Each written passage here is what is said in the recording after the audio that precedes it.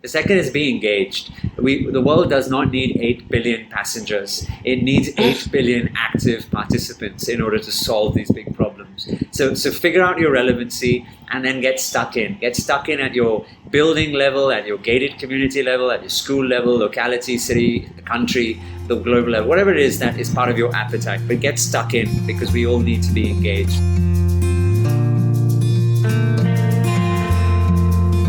Welcome to Zestful Aging, where I interview inspiring and influential guests who are making their mark on the world and contributing to the common good.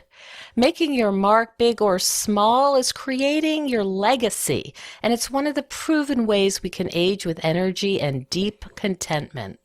Zestful Aging podcast is my legacy. I'm your host, Nicole Christina, psychotherapist and fellow Zestful Ager. To find out more about this podcast, my web courses, and my brand new book, Not Just Chatting, How to Become a Master Podcast Interviewer, hop on over to zestfulaging.com. And while you're there, sign up for my monthly email newsletter, The Zest, where you will get behind-the-scenes looks at my interviews and other fun tidbits. Our music is courtesy of Judy Banker. Find out more at judybanker.com. And you know I've got my little loyal Jack Russell Sparky right by my side, so let's begin. What is the true definition of health for you? Is it the absence of disease, or is it something more? What contributes to your health? There's a lot of confusion out there. Our guest today is Dr. Marcus Ranney, an international champion of well-being who has recently been involved in the fight against COVID in India. His philosophy centers around enhancing the positive aspects of health rather than focusing solely on disease. Ranney's research has taken him to the sides of Everest, skiing in the Arctic and the European Alps, and he's served as a medical officer in the Royal Air Force and NASA's Kennedy Space Center, and he's recently authored the book At the Human Edge, which looks at the human physiology and extreme sports. Welcome to the show. Thank you so much. Very lovely to be here. And you are here, the miracle of the internet. Can you tell our audience where you're calling from? Yeah, I love doing these sessions in lockdown because I get to meet interesting folks like you from all over the world. I'm currently sitting in my home at my desk in Mumbai, in India, Western India. And it is, 9.5 hours ahead, I believe. Yeah. You can probably hear the evening sounds. It's 5:45 p.m. Yeah. Perfect. Okay. Well, there are no evening sounds here. The household has just woken up, and my dog is a little curious why we're at this so early. But it was absolutely worth it because I wanted to speak with you, and I wanted to start with the question about COVID. You're in India, you're a physician, and you are doing some initiatives about trying to improve the situation there. Can you describe a little bit what's happening and what it is you're working on? Yeah, we've had a painful few months, as I'm sure you and your listeners may have seen on the news. The second wave of the pandemic hit India really hard, particularly with this new mutant strain, what's now been reclassified by the WHO as the Delta variant, the B1617.2. It led to a case at one point, Nicole, where we were having north of 500,000 cases every single day. Now, of course, that's come down. We're currently at about 50 to 55,000 cases a day, and which is a lot. I mean, especially in a country like India, which is so resource constrained, and people lack the basics to health, let alone some of the more complicated challenges that COVID brings, particularly because of ventilator support and oxygen therapy, etc.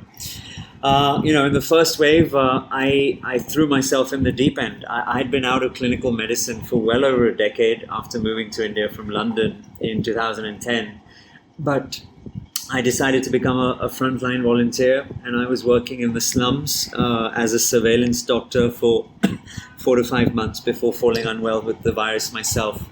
But in this wave, obviously the number, the volume of cases is so much higher. It's just, literally at times the phone wouldn't stop ringing for the entire day. My wife and I, she's also a clinician, we set up an initiative called Meds for More, which we actually launched on the 1st of May. And the idea, the premise was a very simple one. We started to ask patients who had already been treated for COVID to donate their leftover, their unexpired, unused medicines. And we made those available for people who could neither afford nor access this completely free of cost.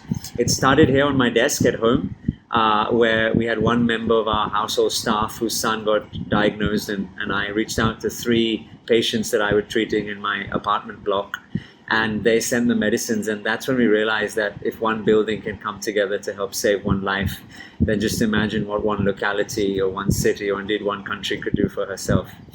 And now in just shy of 2 months, we've collected almost a metric ton of medicine, equipment, consumables, equipment from over 14 or 15 cities across the country. Well over 1,000 volunteers now part of this Meds for More initiative.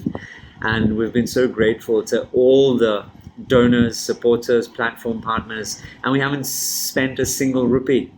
We've not collected a single rupee in financial donation. So it's just a testament, I think, Nicole, and anyone listening in that never think that your act is too small.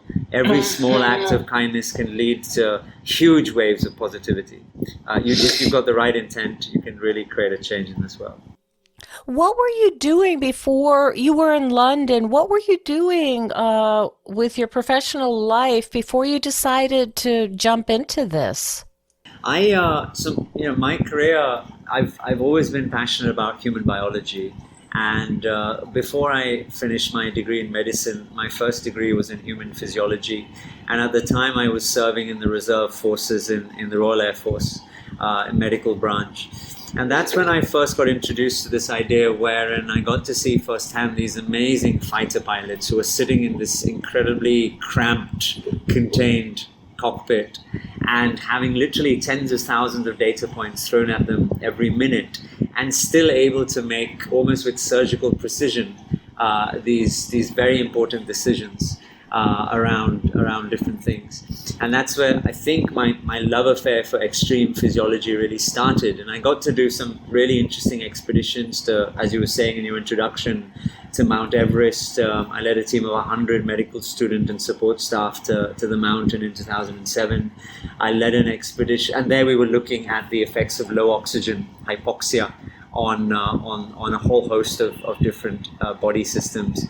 I then led an expedition to the Arctic, deep up in the Russian Siberian Arctic, and we were looking at cold, the effects of cold stress on the immune system, on heart rate variability, and on mood as a disorder, and various other expeditions to other parts of the world, including coming closer to you, been invited to spend time at NASA on the human spaceflight program for Space Shuttle Atlantis, STS-122, and her visit up to the International Space Station, and that was an incredible period of time as well. So I've really got the chance to dive deeply, because I just love human biology so much, to really look at different aspects of our health, our well-being. And now through my work, including the book at the Human Edge, is really looking at performance and how that translates into human longevity.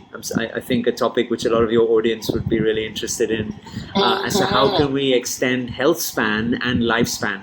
So live to 120 but have a happy, long, healthy life with the process. And some of this work has translated into your understanding about COVID and recovering from COVID? Yeah, absolutely. So it was obviously very near and dear to me, because I got hit pretty badly with the virus, and it took me a number of months to get back on my feet. And what I've started to look at now is all of those applicabilities, whether it's the data that I'm looking at, for example, heart rate variability data is a very nice signal to use as a surrogate of the stress response, right? So stress is comprised of obviously the sympathetic nervous activity, but you've also got the body has a natural yin and yang. So the yang is the parasympathetic system. So heart rate variability, the second by second variances in a person's heart rate, is a surrogate for the stress response in the body. So I use that as a very powerful tool to not only monitor my own recovery, but now for people that I'm looking after as well, and use that as an index to guide your return back to exercise and fitness. I see. How quickly you get back to like a homeostasis? Yeah, absolutely. And how much you should be pushing yourself, because of course, COVID is such a multidimensional disease that you really want to be careful. And long COVID syndrome, which has now been well documented in the medical literature, affecting 25% plus of people, it has huge effects on your energy levels, your neuropsychiatry, your ability to digest, thromboembolic diseases, etc. So that's the HRV particularly is a very powerful tool to use in that toolkit. Hello, everyone. I am so excited to announce that my book is finally available for purchase on Amazon and my website, zestfulaging.com. It's called Not Just Chatting, How to Become a Master Podcast Interviewer, and it's written for people interested in starting a podcast or for those already podcasting who want to stand out from the 2 million podcasts that are already out there. So please pass this along to anyone you know who could benefit from my 30 years experience as a psychotherapist and over 250 podcast interviews. Thanks so much. And you mentioned stress, and I'm trying to imagine the stress level of you being involved in this initiative to help people in India with getting the medicines that are available, and seeing the massive number of people who are ill. How do you address that for yourself in terms of your own stress? It's been hard, right? Let's be honest. I think none of us trained in med school for this sort of scale of onslaught over such a prolonged period of time. And I'm not shy in saying that I've shed many tears on many occasions through this process.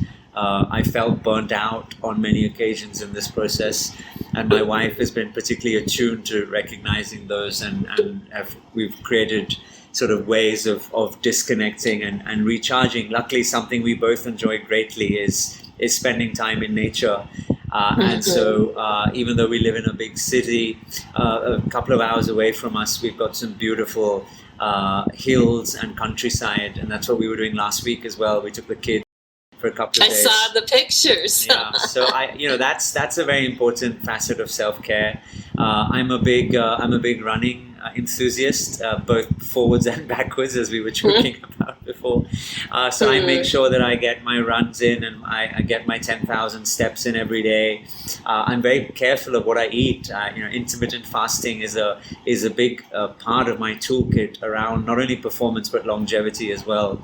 So I'm very precise in the macros that I consume, the micronutrients that I supplement every day, when I eat, how much I eat, and what I do before and after as well. So one tries to take a very mature, conscious, holistic approach to this, because I've learned the hard way that you can't pour from the empty cup, especially when I was so severely unwell for those 4 months. And that self-care and self-love is not selfish, so it's an important part of helping others as well. Mm-hmm. Right. And in general, it sounds like your philosophy is really can be boiled down to what can we do to be healthy? What can we do to contribute to our health, rather than more preventative and whole-bodied, rather than what medicines can we develop to target some symptoms. And I'm going to just take a wild guess that was not necessarily the thrust of your learning in medical school. You hit the nail on the head. Yeah. So, how did you come to that philosophy where you're looking, I think, more globally? You're talking even about climate change, global warming as a an issue in terms of health. How did you make that transition? So life's a journey, right? And that's the great thing. If one is open to the idea of challenging the status quo, of strong convictions loosely held, and asking questions at every juncture that's presented to you, I think there's great opportunities for all of us to learn.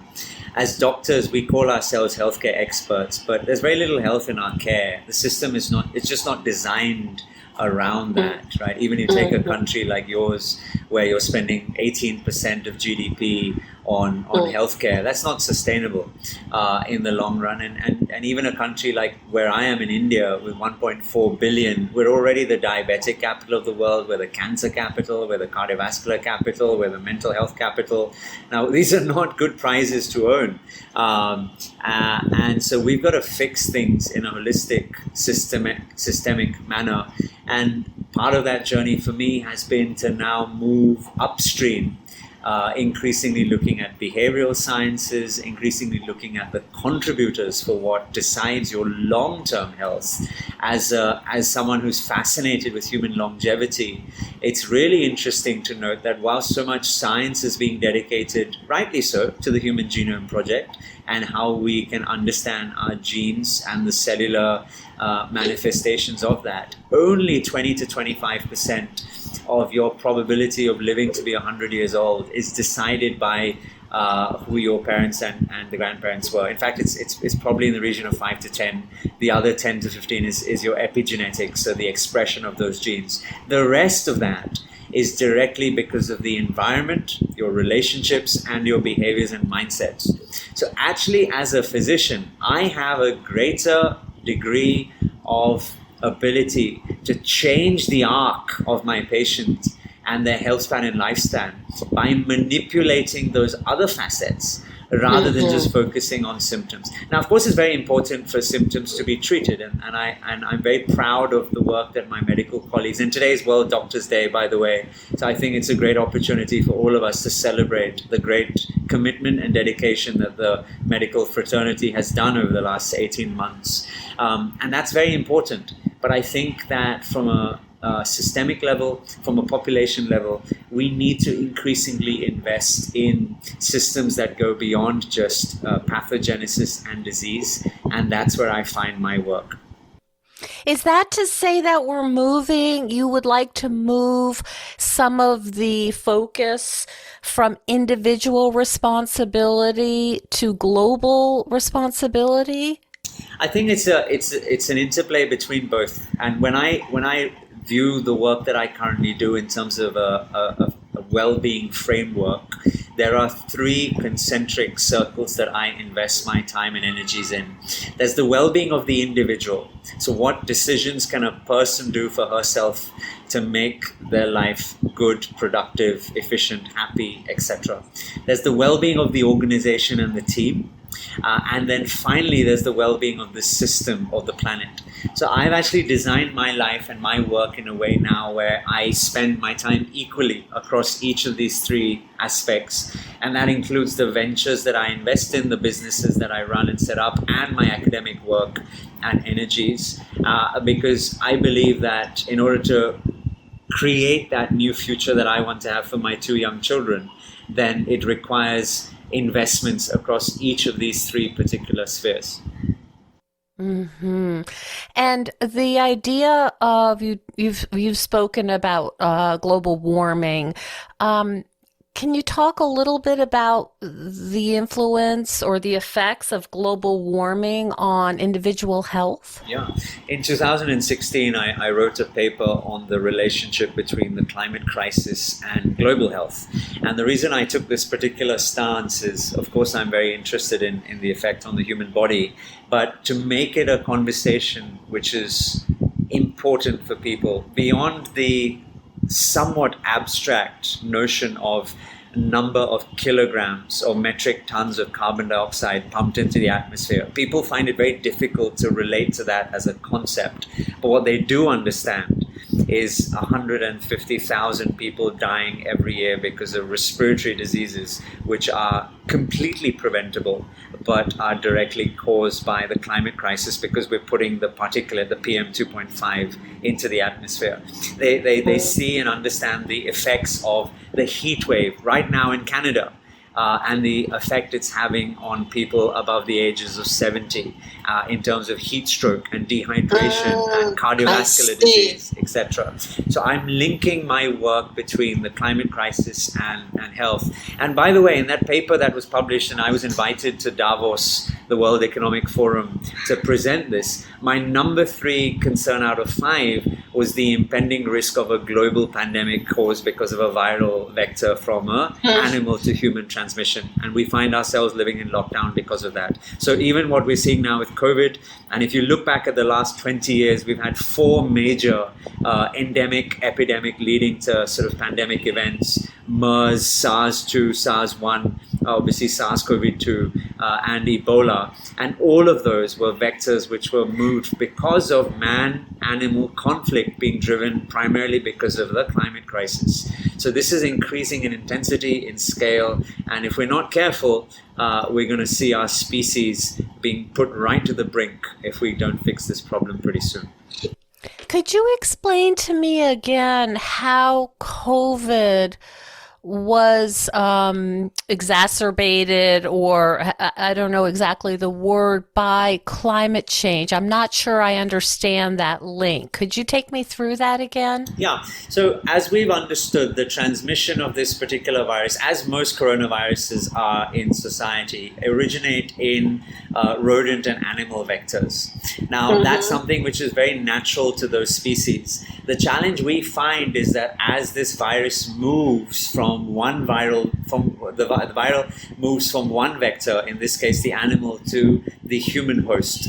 Now that can happen in a variety of settings. Some of it is because of the wet markets which exist in different parts of the world. Some of it is because of consumption of meats. Some of it is because of changing temperatures or the proximity that humans come in close contact with these viruses and the vectors. For example, in this instances, in some of the mine shafts in China, etc. So there are a variety of reasons that cause or are a catalyst for the migration of the virus between one vector to the other.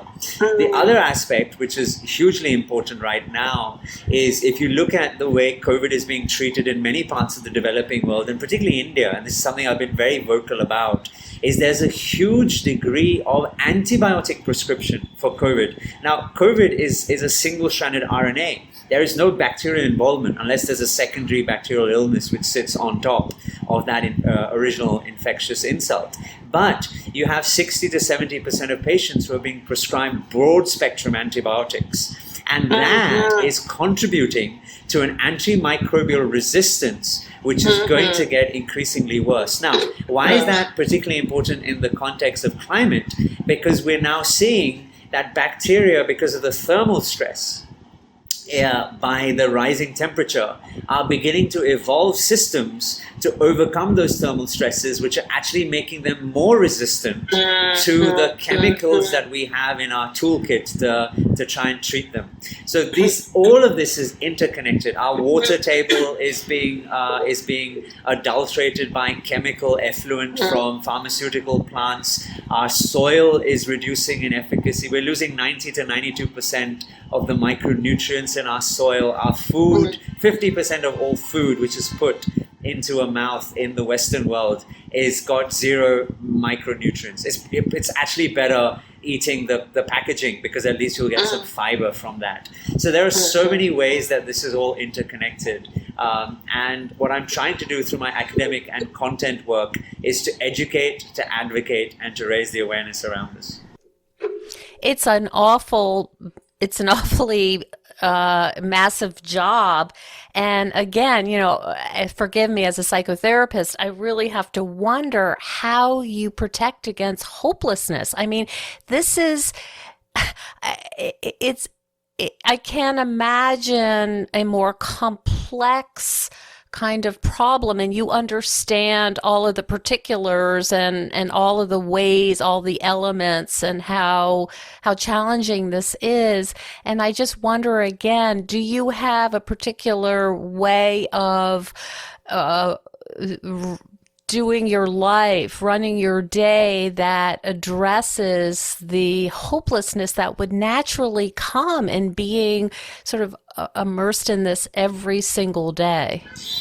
I'm a hopeless optimist, and I have to be. And I think you've articulated that so well. Every year I write a letter. I've got two children. Aiden is 5 and Eva will almost be 3. Since I became a father, first time with Aiden, every year on his birthday I write him a letter, and I publish that letter on my LinkedIn page. And I remember last year in the letter I described to him the framework that I try and live my life by, which is RESO. It's an acronym that I created a few years ago, and it's RESO, and it stands for relevance, engagement, sustainability, and optimism.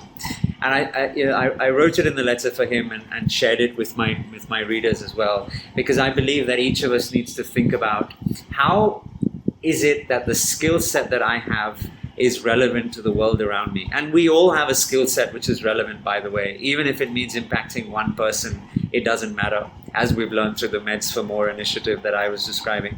So think about how is it that you can create relevancy in the work that one does in your community. The second is be engaged. The world does not need 8 billion passengers. It needs 8 billion active participants in order to solve these big problems. So figure out your relevancy and then get stuck in. Get stuck in at your building level, at your gated community level, at your school level, locality, city, country, the global level, whatever it is that is part of your appetite. But get stuck in, because we all need to be engaged.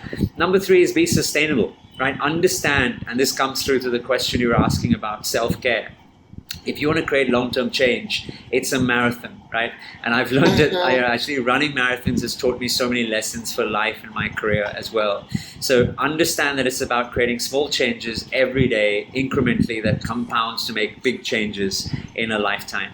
So be sustainable in your approach. And the last, which is O, stands for optimism. Stay optimistic, because it's very easy to get down. But the only way we can create change is being positive ourselves. So that's the framework that I try and operate out of. And I encourage everyone to think about how they can use it for themselves.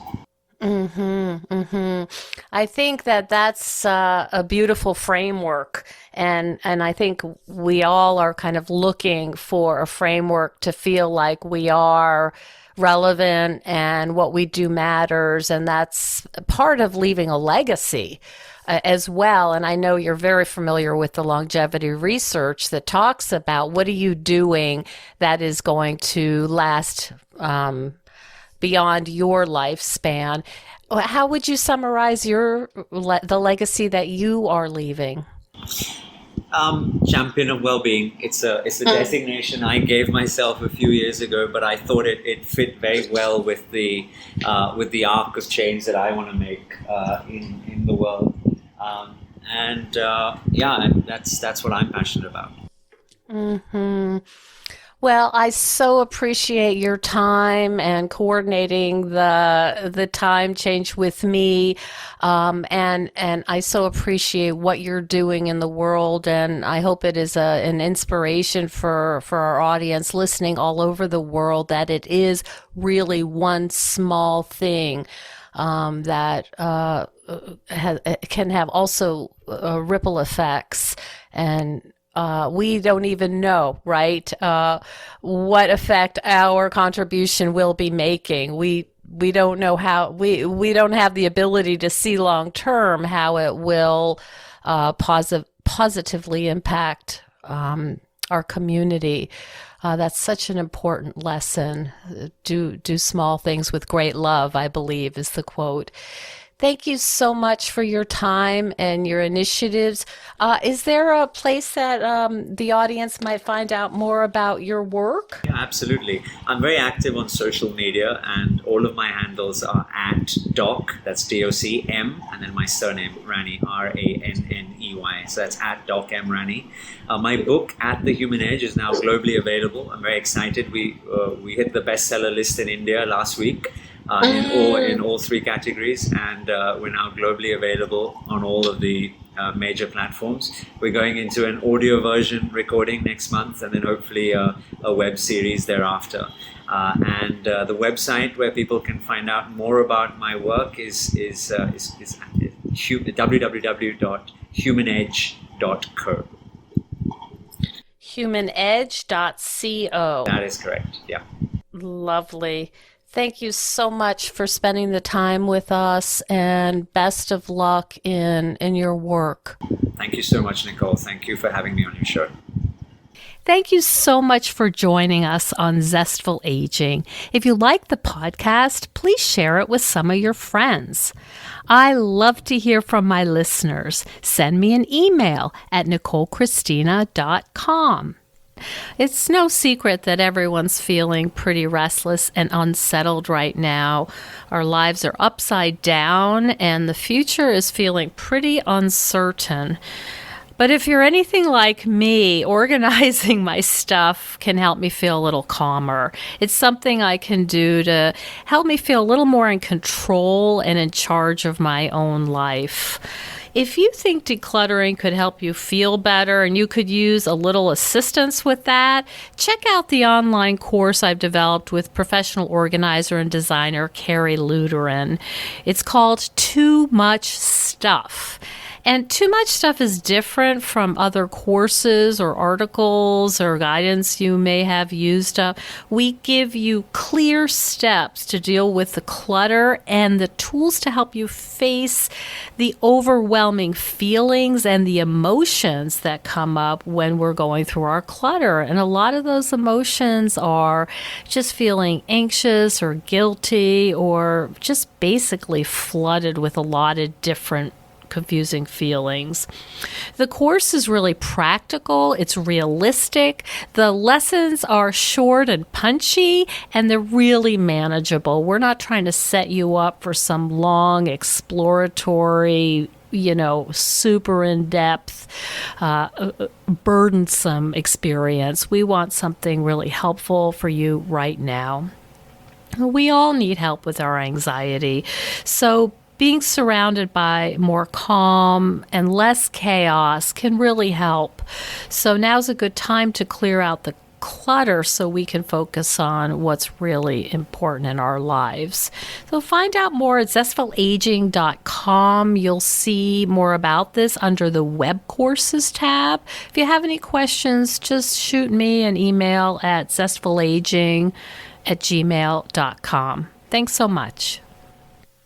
And stay tuned next week for another interview with a fascinating and inspiring guest.